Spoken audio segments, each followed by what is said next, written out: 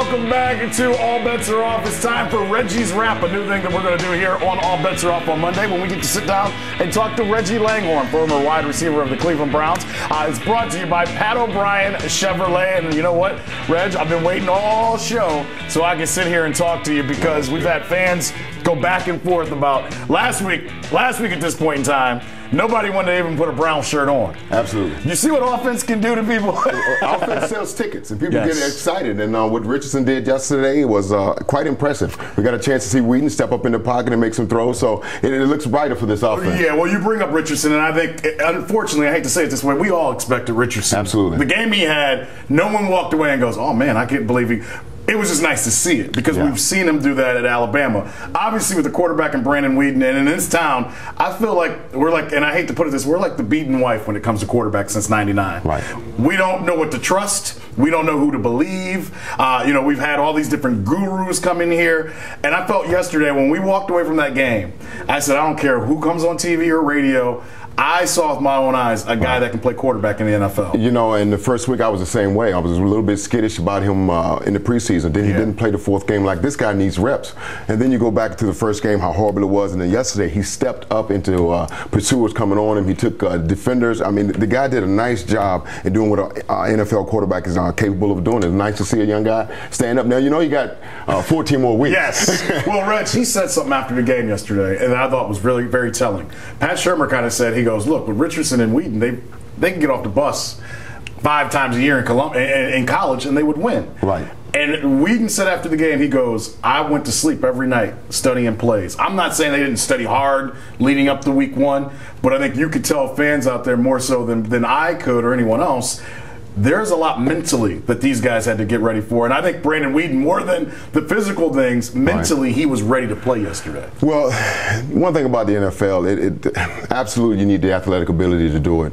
But a lot of the older guys are already into the schemes of what's going on. They played these teams before, against these players before. They're ahead of the curve. We've got a lot of young players on our football team right now. And when you're teaching that, it takes more time for them to understand it. That's what they call being a good pro. So that's something that's going to have to transpire with this team. I saw it yesterday with special teams. There's a lot of guys we have playing these positions that when they were in college, they were starting running backs and defensive backs and linebackers. They didn't play special teams. You know, my first year in the league here, I played special teams for 4 years. So these guys got to get adjusted to playing special teams. All right. Well, and I'm glad you brought that up because obviously we can go back through the game, and when you lose by 7, it's easy to say. And I can write down 3 plays. Obviously, the 81-yard punt return. Yes. It's in the beginning of the game. That's like being in a heavyweight fight and getting caught with a punch. Right. You know what I mean? Because I think you go 3 and out, you give up the punt return, you miss 6 tackles on it. But like you said, a lot of guys that are missing those tackles, this is probably the 2nd, 3rd time they've ever been on a punt team because you can't practice what a punt is in the NFL. With NFL guys, you can't practice it until you get on the field. Yeah, I played receiver for 4 years in college, and the next thing I know, I was on the punt coverage team. So I would have been one of those guys trying to make a tackle on a guy who hadn't made a tackle since high school. Right. You know? So that play, the other 2 plays, and we got to look at the defense because obviously they played so well the week before against Michael Vick, and then last week they struggled yesterday. But there's 2 plays that stand out to me, and we can talk about missing Joe Hayden, and they obviously missed Joe Hayden. Absolutely. But you hold A.J. Green to 68 yards, I believe, on 7 catches. Right. I think, Reggie, if I would have called you yesterday and said at 12:45, hey, man, A.J. Green's only going to get 68 yards, I think both of us would say we got a good chance to win. You know, exactly. Right? Yeah, the problem is you had Hawkins had the 48-yard touchdown, and you had the 50-yard touchdown to Tate. When he got a matchup, I'm sure as a receiver, you would have gone, it was a safety. They basically zero blitz. They had safety on. You love those. You love those. You know, this guy can't cover me. Right, and you could tell that's how Brandon Tate went up to the line and goes, oh, there's nobody behind you? You sure you want to be here? Right. But once again, going to a young team in a situation where maybe if Hag's in his 3rd or 4th, 5th year, maybe they get out of that defense when they see they went 3 wide to that side. Right. Well, there's a lot of times with young personnel, you got to realize where the help is coming from. And when you got all that field and you're the middle guy in the slot, it's too free for a wide receiver. You can't cover that one-on-one with the whole field. A lot of teams call it zero coverage. In other words, you're man up, you're blitzing, and this guy's got time because they're using max protection to pick up the blockers. Trouble. Yeah, it is trouble. And I think with all here's the thing. Rookies. You have 16 rookies on this team. It's one of the youngest teams in the NFL. Wow. I don't like losing, so I don't want people to think that I'm okay with losing. But if you commit to this many rookies, and obviously, and Reggie, you know, I don't want to say turmoil, but the owner's riding the bus, you know, from the hotel to the field before games. He wants to know what's going on. Right. I like it. And you like that? I like it. Okay, now as a player, how would you feel if you got, because I've been on those team buses before you go over to the field. You know this better than I do. There's certain types of guys that go on the first bus. I was on the second bus. And there's certain guys go on the second bus. You get what I'm saying. But after meeting Mr. Haslam the other night, there was an autograph session at the stadium. Webster came in town, Bernie, myself, Hanford, Kevin Mack, and Mr. Haslam came right in and sat down right beside us. Started cutting the jive with us. So I said, you know what, I wouldn't mind playing for this guy. Just his natural flow in the crowd of ex-athletes. He's a guy's guy.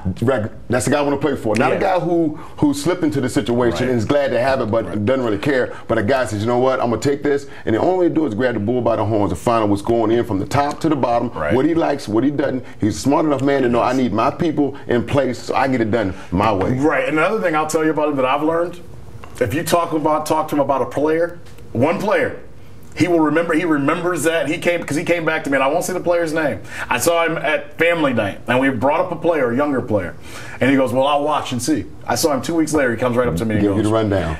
Everything. And I instantly go, man, if I'm Tom Heckert, I better have my stuff together. Now, from the player's perspective, I think you're right. I think the players are getting to know him. That gets you fired up to play for a guy like that. You know, a lot of folks don't want to hear about Art Modell, but it was, I guess, a learning curve when Art first would come out to practice when I was a rookie. He would come out on Fridays. He never would shake my hand, never paid me any attention. Pretty much until you earn the right to shake the owner's hand, you know, you go null and void.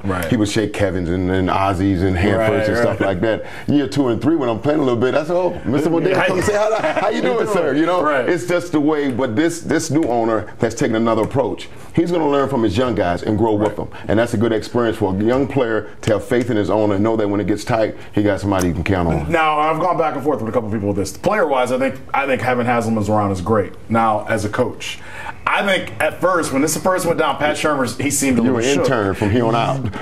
Basically, you an intern. But Reggie, I'll say this: in knowing that Haslam now is showing up to team meetings on Saturday before games, he's showing up on the team bus on Sundays. If I'm Pat Shurmur and my life, or my job is on the line, wouldn't you rather the guy that's getting ready to make the choice on my life actually see me work? Because there's nothing, anybody out there, there's nothing worse than being fired by a person that doesn't even know who you are.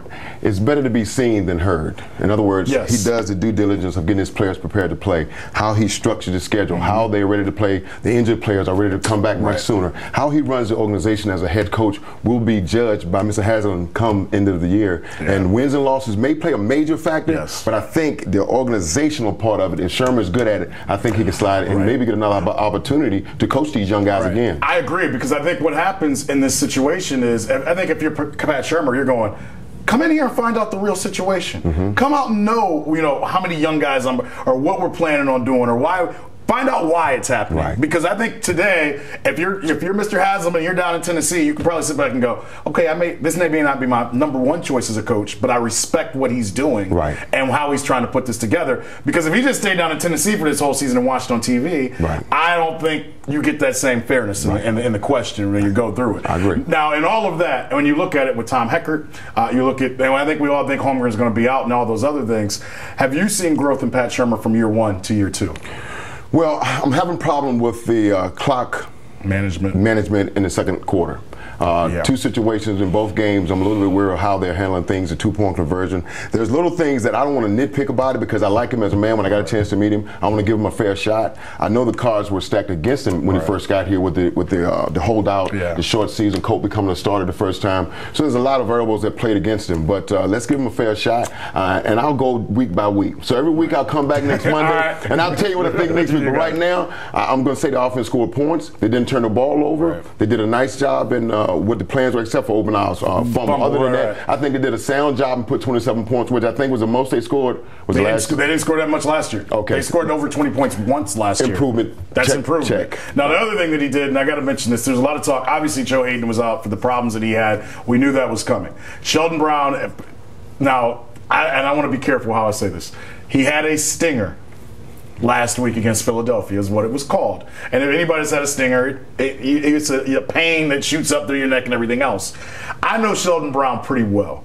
And I know during preseason, Sheldon said to me, he goes, I don't know what a concussion is. I'm not saying I don't know what his injury was. But they put him on the field yesterday for one play to continue his consecutive game streak. He wasn't healthy enough. From what I've gathered, he wasn't healthy enough to play. And it may be a shoulder injury or whatever else. I'm not even really bringing that all up for that. But I thought it was very telling with all these young guys on the team that Pat Shurmur would keep one spot for Sheldon Brown to get that one play in. To me, if you want guys to run through a wall for you, you do little things like that and take care of a veteran like Sheldon Brown. I don't have a problem with it. Okay. I mean, if that's what they're shooting for to get him his consecutive starts, that's nice.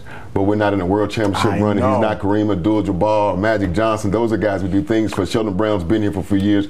Yeah, it's nice to get his streak going, right. But that's not more important if they to run a go route in the first play and got burnt. Right. No, you're right. Okay. But as a player, I like it as a player. See, and that's where I'm trying to explain it, because you're right. As if they lose the game because Sheldon Brown's out there and he can't play, then it's a problem. Right. But I think what he was trying, I think what Shurmur was really doing was saying, hey, I asked you guys to really follow Sheldon Brown in the locker room. Right. This is my little thing I'm going to give back to him. Right. Is what I took that as yesterday. Okay. You know what I mean? I like it. Now, in saying that today, he did kind of come out and say, he goes, look, Sheldon Brown's role is going to change as we go throughout this season. And I know everybody's been beating up on Buster Screen today. I mean, yeah, when you put out a couple of young cornerbacks as a receiver, absolutely, you're ready to go. I can't blame the game, though, all in one. I had a guy call me earlier and go, they would have won if Joe Hayden would have played. Well, maybe, but Joe Hayden gave up bigger games against A.J. Green last year. Didn't he? Absolutely. Twice he did that. So everybody wants to point the finger somewhere, and I always go back to it. You win at the point of attack. If you can run the football and stop the run, you win football games. And obviously, we didn't do enough of that